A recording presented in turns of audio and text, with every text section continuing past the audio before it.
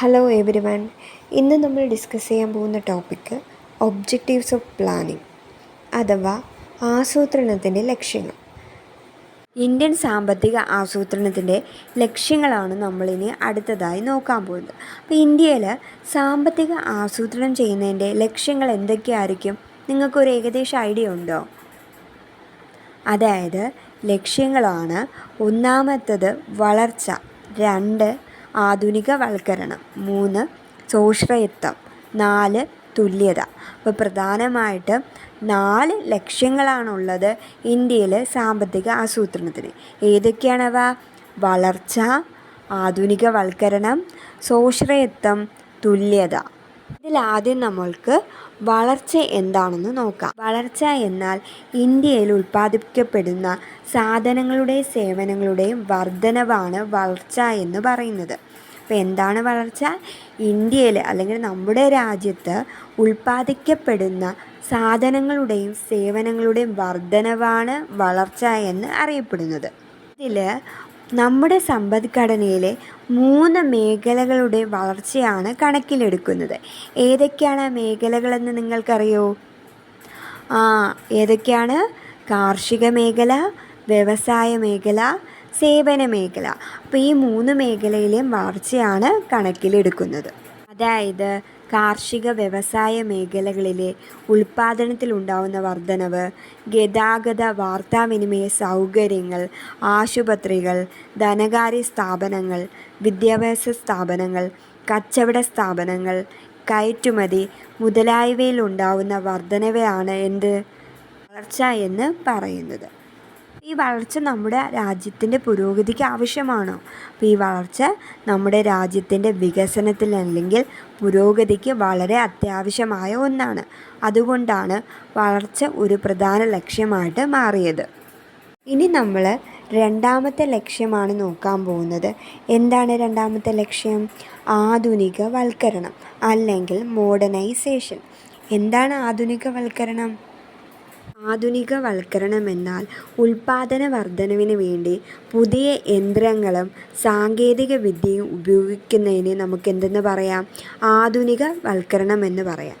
അതായത് പുതിയ രീതിയിലുള്ള സാങ്കേതിക വിദ്യകൾ ഉപയോഗിച്ച് നമ്മൾ ഉൽപ്പാദനത്തിന് വർധനവ് ഉണ്ടാക്കുന്നു. ഇതിനെയാണ് ആധുനികവൽക്കരണം എന്ന് പറയുന്നത്. നിങ്ങളുടെ ടെക്സ്റ്റ് ബുക്കിൽ 202 പേജിൽ 2 പിക്ചർ കൊടുത്തേക്കുന്നുണ്ടോ? ആ ചിത്രം 1 എന്താണ് കൊടുത്തിരിക്കുന്നത്? നമ്മുടെ പഴയ കാലത്തുള്ള കൃഷി രീതിയാണ്, അതായത് കാളകളെ ഉപയോഗിച്ചുള്ള കൃഷി രീതി. രണ്ടാമത്തെ ചിത്രത്തിൽ എന്താണ് കൊടുത്തിരിക്കുന്നത്? അതായത് ട്രാക്ടർ ഉപയോഗിച്ച് കൃഷി രീതി ചെയ്യുന്നു അല്ലേ? ഇവ രണ്ടും തമ്മിലുള്ള വ്യത്യാസം എന്താണ്? അതായത് നമ്മൾ പുതിയ അല്ലെങ്കിൽ ആധുനിക കൃഷി രീതിയിൽ നമുക്ക് ഒരുപാട് സമയം ലാഭിക്കാനായിട്ട് സാധിക്കുന്നു. അതുപോലെ തന്നെ യന്ത്രത്തിൻ്റെ ഉപയോഗം എന്ത് സംഭവിക്കുന്നു? സാമ്പത്തികപരമായിട്ടുള്ള വികസനത്തിന് സഹായിക്കുന്നു. അതുപോലെ തന്നെ ഉൽപ്പാദന വർധനവും ഉണ്ടാവുന്നു. ആധുനികവൽക്കരണം എന്താണെന്ന് മനസ്സിലായല്ലോ.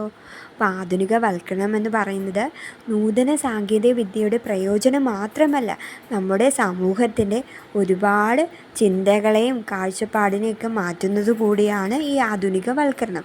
അതായത് സ്ത്രീകളുടെ അവകാശ സംരക്ഷണം, സാമൂഹിക സുരക്ഷിതത്വം, പുതിയ സാമൂഹിക മാറ്റങ്ങൾ തുടങ്ങിയവയെല്ലാം തന്നെ ആധുനികവൽക്കരണത്തിൻ്റെ ഭാഗമാണ്. ഇനി നമ്മൾ മൂന്നാമത്തെ ലക്ഷ്യമാണ് നോക്കാൻ പോകുന്നത്. എന്താണ് മൂന്നാമത്തെ ലക്ഷ്യം? സ്വാശ്രയത്വം അല്ലെങ്കിൽ സെൽഫ് റിലയൻസ്. നിങ്ങളിൽ എത്ര പേരുടെ വീട്ടിലാണ് പച്ചക്കറി തോട്ടമുള്ളത്? വളരെ കുറച്ച് പേരുടെ വീട്ടിലായിരിക്കും അല്ലേ? അപ്പം നിങ്ങൾ വീട്ടാവശ്യത്തിന് പച്ചക്കറി എവിടെ നിന്നാണ് വാങ്ങുന്നത്? കൂടുതൽ പേരും കടയിൽ നിന്നാണ് വാങ്ങുന്നത്. ഈ കടയിൽ പച്ചക്കറി എവിടെ നിന്നാണ് വരുന്നത്? അന്യ സംസ്ഥാനങ്ങളിൽ നിന്ന് അല്ലെങ്കിൽ അന്യ ജില്ലകളിൽ നിന്നാണ് ഈ പച്ചക്കറി കടകളിൽ എത്തുന്നത്. അതായത് നമ്മൾ മറ്റ് സംസ്ഥാനങ്ങളെ ആശ്രയിച്ചാണ് ജീവിക്കുന്നത് അല്ലേ? ഇതിനെ നമുക്ക് ആശ്രയത്വമെന്ന് പറയാം. അതായത് മറ്റുള്ളവരെ ഡിപ്പെൻഡ് ചെയ്ത് ജീവിക്കുന്നതാണ് നമ്മൾ എന്തെന്ന് പറയുന്നത്? ആശ്രയത്വം എന്ന് പറയുന്നത്. ഇപ്പോൾ എന്തായിരിക്കും സ്വാശ്രയത്വം?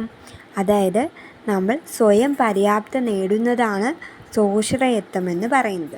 അതായത് നമ്മുടെ രാജ്യത്തിൻ്റെ കൃഷിയിലും വ്യവസായത്തിലും സേവന മേഖലകളിലും സ്വയം പര്യാപ്തത നേടുന്നത്. ഇതിനെയാണ് നമുക്ക് എന്തെന്ന് പറയാം?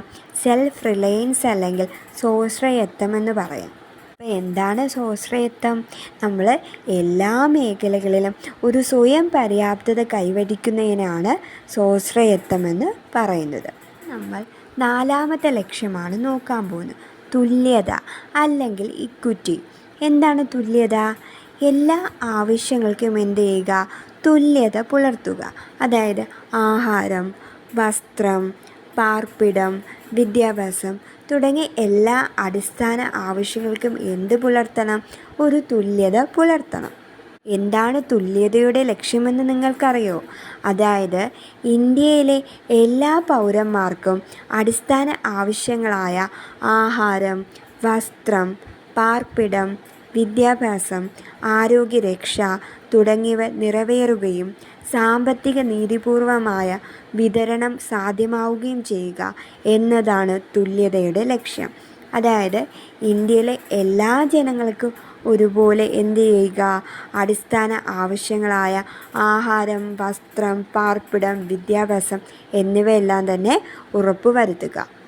ഇപ്പം നമ്മൾ നോക്കിയത് ഇന്ത്യൻ സാമ്പത്തിക ആസൂത്രണത്തിൻ്റെ ലക്ഷ്യങ്ങളാണ്. അപ്പോൾ 4 ലക്ഷ്യങ്ങളാണുള്ളത്. ഏതൊക്കെയാണ്? വളർച്ച, ആധുനികവൽക്കരണം, സ്വാശ്രയത്വം, തുല്യത. എല്ലാവർക്കും ക്ലാസ് മനസ്സിലായി കാണുമല്ലോ. എന്തെങ്കിലും ഡൗട്ട് ഉണ്ടെങ്കിൽ കമൻറ്റ് ചെയ്യുക. Thank you.